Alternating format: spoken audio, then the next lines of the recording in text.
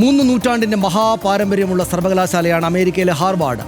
ലോകത്തിൻ്റെ ഗതിവേഗവും ഭാഗധേയവും നിർണ്ണയിച്ച മഹാവ്യക്തിത്വങ്ങളെ രൂപപ്പെടുത്തിയ വിശ്വവിദ്യാലയമാണത്. Theodore Roosevelt മുതൽ ജോൺ എഫ് കെന്നഡി വരെ, ടി.എസ്. എലിയറ്റ് മുതൽ ബരാക് ഒബാമ വരെ, ബിൽ ഗേറ്റ്സ് മുതൽ രത്തൻ ടാറ്റ വരെ, നതാലി പോർട്ട്മാൻ മുതൽ മാർഗരറ്റ് ആറ്റ്വുഡ് വരെ, ലോകത്തിൻ്റെ ജാതകം മാറ്റിയെഴുതിയ എത്രയോ മഹാമനുഷ്യർ ഹാർവാർഡ് സർവകലാശാലയിലെ പൂർവ്വ വിദ്യാർത്ഥികളാണ്. ചിന്തയുടെ വെട്ടമായി, വിജ്ഞാനത്തിൻ്റെ പ്രകാശഗോപുരമായി ഹാർവാർഡ് ഉയർന്നു നിൽക്കുന്നു. തീക്ഷ്ണമായ ചിന്തയുടെ ആലയമായിരുന്നു എക്കാലവും ആ കലാലയം. പലസ്തീൻ അവകാശങ്ങൾക്ക് വേണ്ടിയും ഇസ്രയേൽ അധിനിവേശത്തിനെതിരെയും ഹാർവാർഡ് അക്കാദമിക സമൂഹം നിലപാടെടുത്തിട്ടുണ്ട്. അമേരിക്കൻ പ്രസിഡന്റ് ട്രംപിൻ്റെ നയങ്ങളെ പ്രത്യക്ഷമായി തന്നെ എതിർക്കുന്ന സർവകലാശാലകളിൽ പ്രധാനപ്പെട്ട ഒന്നുമാണ് ഹാർവാർഡ്. ഹാർവാർഡ് എന്ന അക്കാദമിക് കമ്മ്യൂണിറ്റിയെ ആകെ തന്നെ ശത്രുപക്ഷത്ത് നിർത്തി ഒരു യുദ്ധം പ്രഖ്യാപിച്ചിരിക്കുകയാണ് ഇപ്പോൾ പ്രസിഡന്റ് ഡൊണാൾഡ് ട്രംപ്. അമേരിക്കൻ ഭരണകൂടവുമായി നേരിട്ട് ഏറ്റുമുട്ടാൻ തന്നെയാണ് ഹാർവാർഡ് സർവകലാശാലയുടെയും തീരുമാനം. എന്താണ് ഹാർവാർഡിൽ സംഭവിക്കുന്നതെന്ന് ആദ്യം കണ്ടുവരാം. RDS rap 59 second. വിദേശ വിദ്യാർത്ഥികൾക്ക് ഹാർവാർഡിൽ അവസരം നൽകരുത് എന്നും നിലവിലുള്ളവരെ പുറത്താക്കണമെന്നുമുള്ള ട്രംപിന്റെ നിർദ്ദേശത്തോട് മുഖം തിരിച്ചതോടെയാണ് സർക്കാരും സർവകലാശാലയും തമ്മിൽ സംഘർഷം ഉടലെടുത്തത്. അമേരിക്കൻ പ്രസിഡന്റിന്റെ നിർദ്ദേശം തള്ളിയ സർവകലാശാല ഹാർവാർഡ് ഒരു അന്താരാഷ്ട്ര പഠന ഗവേഷണ കേന്ദ്രമാണെന്ന് വ്യക്തമാക്കി. ഇതിൽ കുപിതനായാണ് ട്രംപ് സർവകലാശാലയ്ക്ക് സാമ്പത്തിക വിലക്ക് ഏർപ്പെടുത്തിയത്. ഈ അധ്യയന വർഷത്തെ പ്രവർത്തനങ്ങൾക്കായുള്ള ഗ്രാന്റുകൾ തടഞ്ഞുവച്ച് ഉത്തരവിറക്കി. ഉത്തരവിനെതിരെ സർവകലാശാല ഫെഡറൽ കോടതിയെ സമീപിച്ചു. ബോസ്റ്റണിലെ ജില്ലാ കോടതിയിൽ നൽകിയ ഹർജിയിൽ ഏപ്രിൽ 14 മുതൽ 957 നിയന്ത്രണ ഉത്തരവുകളാണ് വൈറ്റ് ഹൌസിൽ നിന്നും സർവകലാശാല കൈപ്പറ്റിയതെന്ന് പറയുന്നു. അതേസമയം അമേരിക്കയിലെ സർവകലാശാലകൾ ഇടത് ചിന്തയുടെ പിടിയിലാണെന്നും സെമിറ്റിക് വിരുദ്ധതയുടെ കോട്ടകളായെന്നും ഹാർവാർഡ് ഉൾപ്പെടെയുള്ള സർവകലാശാലകളിൽ മാറ്റത്തിനാണ് താൻ ശ്രമിക്കുന്നതെന്നും ട്രംപ് ആവർത്തിച്ചു. ഹാർവാർഡിന്റെ ഹർജിയിൽ ജൂലൈ മാസം 21 വിശദമായ വാദം കേൾക്കുമെന്ന് ജില്ലാ ജഡ്ജ് അലിസൺ ബറോ അറിയിച്ചു. RDX rap news Malayalam.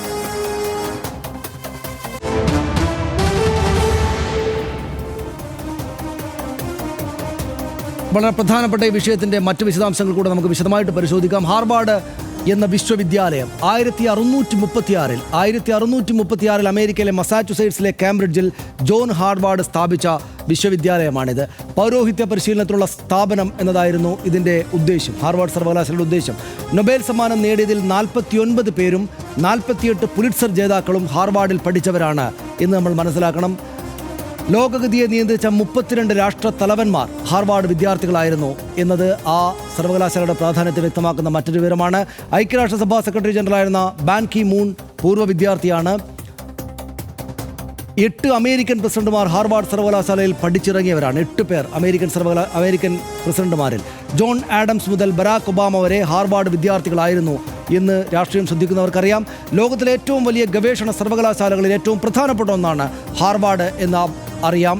സർവകലാശാലയിലെ നിയമന രീതികൾ റാഡിക്കൽ ഇടതുപക്ഷ രീതിയിലാണെന്ന് ട്രംപ് പറയുന്നു. ഇതാണ് അദ്ദേഹത്തിൻ്റെ പ്രധാനപ്പെട്ട വിമർശം.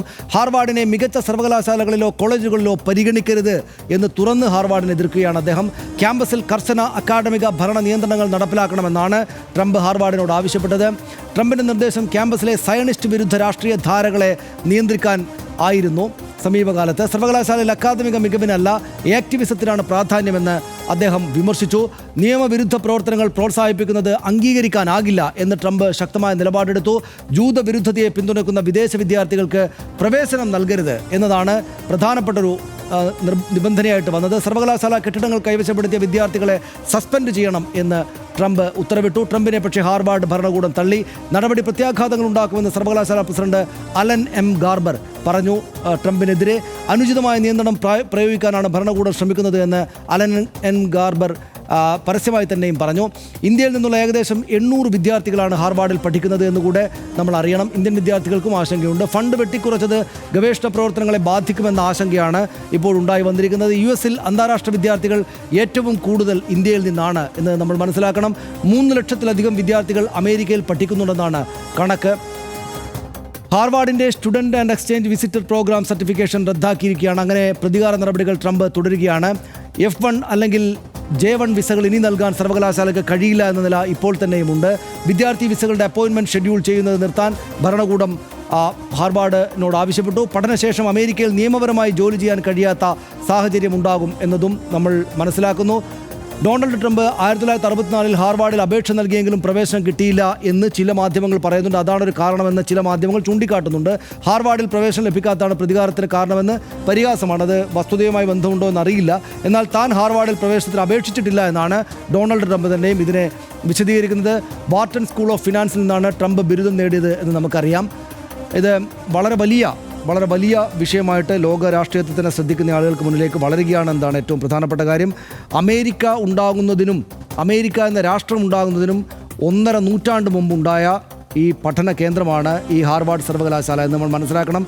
ഹാർവാർഡിൻ്റെ തുടക്കം 1676 എന്ന വർഷത്തിലാണ്. 1636 ഹാർവാർഡ് ഉണ്ടായിരിക്കുന്നത് എന്നതാണ് ഏറ്റവും പ്രധാനപ്പെട്ട കാര്യം. അവിടെ ഇപ്പോൾ ഇതൊരു ഇടതുപക്ഷ രാഷ്ട്രീയ നിലപാടുകളുടെ വിളനിലമായി മാറുകയാണ് ഹാർവാർഡ് പോലുള്ള സർവകലാശാലകൾ എന്ന എതിർപ്പാണ് ട്രംപിന് ഇപ്പോഴുള്ളത് എന്ന് മാത്രമല്ല, അദ്ദേഹം ഈ സർവകലാശാലയ്ക്ക് വേണ്ടിയുള്ള വലിയ ഫണ്ട്, അത് നമ്മളിപ്പോൾ കണ്ടില്ല, വലിയ ഫണ്ട് വിനിയോഗത്തിനുള്ളത് മുഴുവൻ അദ്ദേഹം റദ്ദ് ചെയ്യുകയാണ് ചെയ്തത്.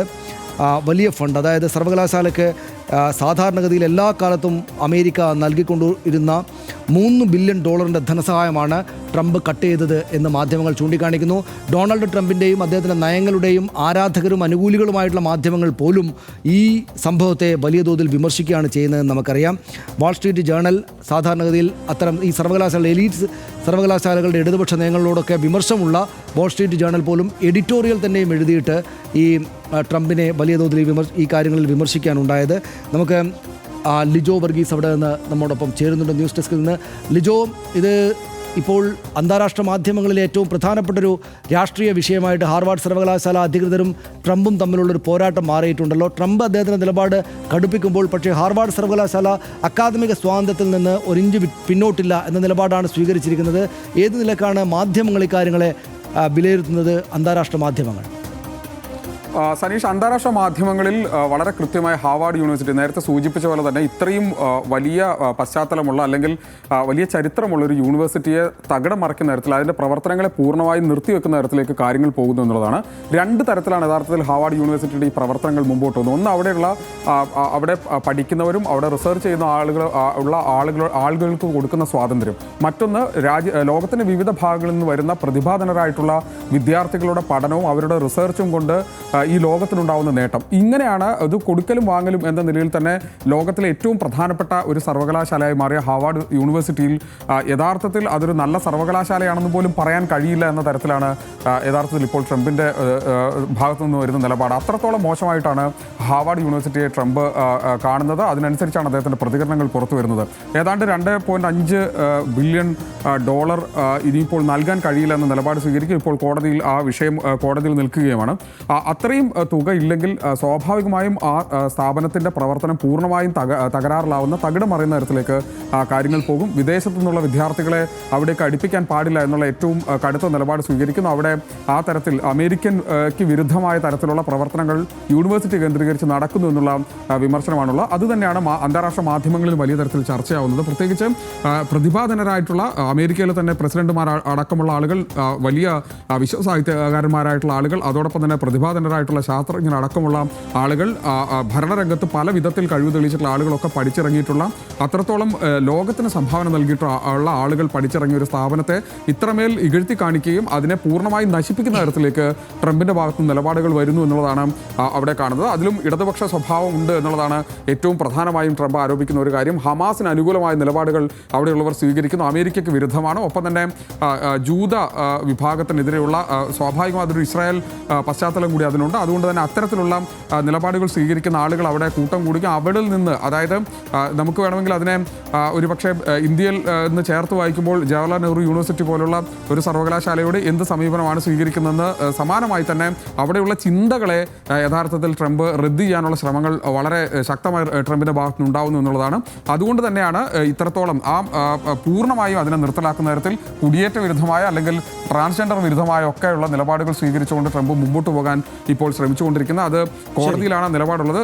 സ്വാഭാവികമായും ട്രംപ് രണ്ടാമത് അധികാരത്തിൽ വന്നതിന് ശേഷം പലതരത്തിലുള്ള പരിഷ്കാരങ്ങൾ, അത് പ്രത്യേകിച്ച് ഒരു പിന്തിരിപ്പനായിട്ടുള്ള, ചിലപ്പോഴൊക്കെ ഏത് തരത്തിലാണ് ഈ പരിഷ്കാരങ്ങൾ ആ രാജ്യത്തെ ബാധിക്കുക എന്ന തരത്തിലുള്ള കാര്യങ്ങൾ, താരിഫ് വിഷയം അടക്കമുള്ള കാര്യങ്ങൾ നമ്മൾ കണ്ടതാണ്. അതുപോലെ തന്നെയാണ് ഈ വിഷയത്തിലും ഇപ്പോൾ കാര്യങ്ങൾ മുമ്പോട്ട് പോകുന്നത്.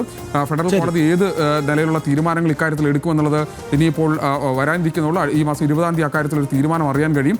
ആ തരത്തിൽ ഇപ്പോൾ അത് കോടതിയിലെത്തിയിരിക്കുന്നു. ഈ വിഷയത്തിൽ ട്രംപ് ഇങ്ങനെ തന്നെ മുമ്പോട്ട് പോവുകയാണെങ്കിൽ അത് ഹാർവാർഡ് യൂണിവേഴ്സിറ്റിയെ വലിയ തരത്തിൽ ദോഷകരമായി ബാധിക്കുമെന്നുള്ളതാണ് ഈ ഘട്ടത്തിൽ മനസ്സിലാക്കുന്നത്. അതുകൊണ്ട് തന്നെയാണ് അത്തരത്തിലൊരു മാധ്യമങ്ങളടക്കം ഒരു പൊതുവായി ഇക്കാര്യത്തിലൊരു അഭിപ്രായ രൂപീകരണം ഇക്കാര്യത്തിൽ ഉണ്ടാക്കിയെടുക്കാൻ ശ്രമിക്കുന്നുള്ളതാണ്. നന്ദി ലിജോ. ആ വിവരങ്ങൾക്ക് ലിജോ വളരെ സമഗ്രമായിട്ടാണ് വിശദാംശങ്ങൾ നൽകിയത്. ഇത് ലോകരാഷ്ട്രീയത്തിനകത്ത് തന്നെയും വലതുപക്ഷവും ഇടതുപക്ഷവും ഈ രണ്ട് ഭാഗങ്ങളിൽ നിന്നുള്ള ആശയഗതികളുള്ള ആളുകൾ തമ്മിൽ ആശയ രാഷ്ട്രീയ പോരാട്ടം എങ്ങനെയാണ് ഉണ്ടാവുക എന്നത് സംബന്ധിച്ച് ക്ലിയർ പിക്ചർ നൽകുന്ന, കൃത്യമായൊരു ചിത്രം നൽകുന്ന കാര്യമായിട്ട് കൂടെ നമ്മൾ ഈ കാലത്ത് ജീവിക്കുന്ന ആളുകൾ ഹാർവാർഡ് സർവകലാശാലയോടുള്ള ട്രംപിൻ്റെ നിലപാടിനെയും സർവകലാശാല തിരിച്ചെടുക്കുന്ന നിലപാടിനെയും കുറിച്ച് മനസ്സിലാക്കണം. അതൊരു രാഷ്ട്രീയ പ്രശ്നമായിട്ട് തന്നെ മനസ്സിലാക്കണം എന്നതാണ് RDXന് തോന്നുന്നത്. അതായത് ഇത് ഈ ലോകത്തിൻ്റെ ശാസ്ത്ര സാങ്കേതിക മായിട്ടുള്ള മുന്നോട്ട് പോക്കിൽ ഏറ്റവും വലിയ സംഭാവനകൾ നൽകിയ ഗവേഷണ സർവകലാശാലയാണ് ഹാർവാർഡ് എന്ന് പല ആളുകളും ചൂണ്ടിക്കാണിക്കുന്നു. അതുകൊണ്ട് തന്നെ അതിൻ്റെ തുറന്ന മനോഭാവവും അതിനെ അന്താരാഷ്ട്ര സർവകലാശാല എന്ന നിലയിലുള്ള അതിൻ്റെ പദവിയുമാണ് സാധാരണഗതിയിൽ അതിനെ നയിച്ചത്. അത് അമേരിക്കയിലുള്ള കുട്ടികൾക്ക് മാത്രം, വിദ്യാർത്ഥികൾക്ക് മാത്രം പഠിക്കാവുന്ന ഒരു സർവകലാശാലയായിട്ടല്ല, ലോകത്ത് മുഴുവൻ ഭാഗത്തു നിന്നും വരുന്ന എല്ലാ വിദ്യാർത്ഥികൾക്കും പഠിക്കാവുന്ന ഒരു സർവകലാശാലയായിട്ടാണ്. ലോകത്തിൻ്റെ എല്ലാ ഭാഗങ്ങളിലുള്ള ഏറ്റവും മികച്ച തലച്ചോറുകൾ ഇവിടേക്ക് വന്ന് പഠിക്കണം എന്നതായിരുന്നു ഹാർവാർഡിൻ്റെ ഒരു ഘട്ടത്തിന് ശേഷമുള്ള ആ സർവകലാശാലയുടെ മോട്ടോ തന്നെയും. അത് തങ്ങൾ വീണ്ടും തുടരുമെന്നാണ് സർവകലാശാലയുടെ പ്രസിഡന്റ് ഇന്നും ഇന്നലെയും ഒക്കെ ആയിട്ട് വ്യക്തമാക്കിയിട്ടുള്ളത്. പക്ഷേ ട്രംപിൻ്റെ നിലപാടനുസരിച്ചാണെങ്കിൽ ഈ പുറം രാജ്യങ്ങളിൽ നിന്നുള്ള, ഇന്ത്യ അടക്കമുള്ള പുറം രാജ്യങ്ങളിൽ നിന്ന് ആളുകളെ വല്ലാത്തോതിൽ പ്രവേശിപ്പിക്കരുത് എന്ന നിലപാടാണ് അദ്ദേഹം സ്വീകരിച്ചിരിക്കുന്നത്. പ്രത്യേകിച്ചും അതിന് ഇമ്മീഡിയറ്റ് ആയിട്ടുള്ള കാരണമായത് പലസ്തീൻ വിഷയത്തിൽ ആ സർവകലാശാലയിലുള്ള വിദ്യാർത്ഥികൾ സ്വീകരിക്കുന്ന പലസ്തീൻ അനുകൂല നിലപാടുകൾ ഒക്കെയാണ്. അതേ തുടർന്ന് അക്കാര്യത്തിൽ ഈ എല്ലാവരെയും ഉൾക്കൊള്ളുന്ന സർവകലാശാലയുടെ നിലപാട് മാറ്റണം, നയം മാറ്റണമെന്ന് ട്രംപ് ആവശ്യപ്പെടുകയും അത് നിഷേധിച്ചു സർവകലാശാല അധികൃതർ എന്നതുകൊണ്ടാണ് ഈ നിലയിലേക്ക് വലിയ പോരാട്ടമായിട്ട് സംഗതികൾ വന്നത്. പക്ഷേ അമേരിക്കയിൽ ട്രംപിനെ അനുകൂലിക്കുന്ന ആളുകൾ തന്നെയും ഈ സർവകലാശാലകളിലെ ഇടതുപക്ഷ മനോഭാവത്തെ എതിർക്കുന്ന ആളുകൾ തന്നെയും അമേരിക്കയിലെ മാധ്യമപ്രവർത്തകരും അതുപോലെ തന്നെ മാധ്യമങ്ങളും ഈ കാര്യത്തിൽ പക്ഷേ ട്രംപിനെ തള്ളുകയാണ്. എന്തുകൊണ്ടെന്നാൽ അതായത് ഇത്രയ്ക്ക് ശാസ്ത്ര സാങ്കേതിക വിഷയങ്ങളിലും മറ്റു കാര്യങ്ങളിലും വലിയ മുന്നേറ്റമുണ്ടാക്കാൻ അമേരിക്കയെ പ്രാപ്തമാക്കിയ സർവകലാശാലയാണിത്. ഈ സർവകലാശാലയ്ക്ക് ആ നിലക്കുള്ളൊരു ക്ഷീണം വന്നാൽ, അന്താരാഷ്ട്ര തലച്ചോറുകൾ, മികച്ച തലച്ചോറുകൾ ഇവിടേക്ക് വരുന്നത് കുറഞ്ഞാൽ അമേരിക്കക്ക് തന്നെയാണ് ലോങ് ടൈം ആയിട്ടുള്ള തിരിച്ചടി ഉണ്ടാവുക എന്ന് ഈ പറയുന്ന രാഷ്ട്രീയ സാമൂഹ്യ നിരീക്ഷകർ ചൂണ്ടിക്കാണിക്കുന്നു. അതുകൊണ്ട് ലോങ് ടേമിൽ അമേരിക്കക്ക് തന്നെയാണ് ഡാമേജ് ഉണ്ടാക്കുക എന്നവർ ചൂണ്ടിക്കാണിക്കുകയാണ്. സ്വാഭാവികമായിട്ടും അമേരിക്കക്കകത്തും പുറത്തും ഇപ്പോൾ രണ്ട് ചേരികളിലായിട്ട് ഈ കാര്യങ്ങൾ ചർച്ച ചെയ്യപ്പെട്ടുകൊണ്ടിരിക്കുകയാണ്. അമേരിക്കയിലെ കോടതിയിൽ എന്താണ് ഇതുമായി ബന്ധപ്പെട്ടൊരു നിലപാടുണ്ടായി വരിക എന്നതാണ് നമ്മൾ കാത്തിരുന്ന് കാണാൻ പോകുന്നത്. സർവകലാശാലകളിൽ നിന്ന് സമൂഹത്തെ നയിക്കുന്ന ആശയങ്ങൾ രൂപപ്പെടും എന്ന് നമുക്കറിയാം. ആധുനിക ലോകത്തിൻ്റെ പതിവാണത്. ലോകത്തെയും മനുഷ്യരെയും സംബന്ധിച്ച എല്ലാ വിഷയങ്ങളിലും ശബ്ദിക്കുന്ന സർവകലാശാലകൾ അഭിപ്രായം പറയും.